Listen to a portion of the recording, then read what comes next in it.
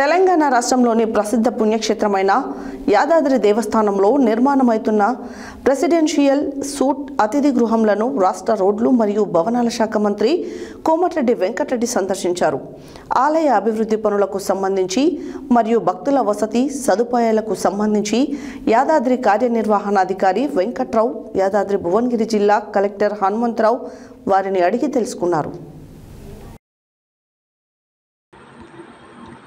తెలంగాణ రాష్ట్రంలోని ప్రసిద్ధ పుణ్యక్షేత్రమైన యాదాద్రి దేవస్థానంలో నిర్మాణమవుతున్న ప్రెసిడెన్షియల్ సూట్ అతిథి గృహములను రాష్ట్ర రోడ్లు మరియు భవనాల శాఖ మంత్రి కోమటిరెడ్డి వెంకటరెడ్డి సందర్శించారు.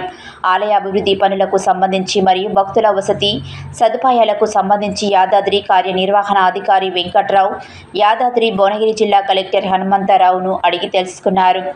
దేవస్థానంలో నిర్మాణమవుతున్న ప్రెసిడెంట్ షూట్స్ గురించి S Venkatrao power point presentation ఏర్పాటు చేసి సదుపాయాలు అభివృద్ధి పనులకు సంబంధించి పవర్ పాయింట్ ప్రజెంటేషన్ ద్వారా వివరించారు. ఈ సందర్భంగా మంత్రి దేవస్థానమునకు సంబంధించి బకాయిలు పెండింగ్ ఏమి ఉన్నా పూర్తి వివరములతో నివేదిక అందజేయాలని సూచించారు.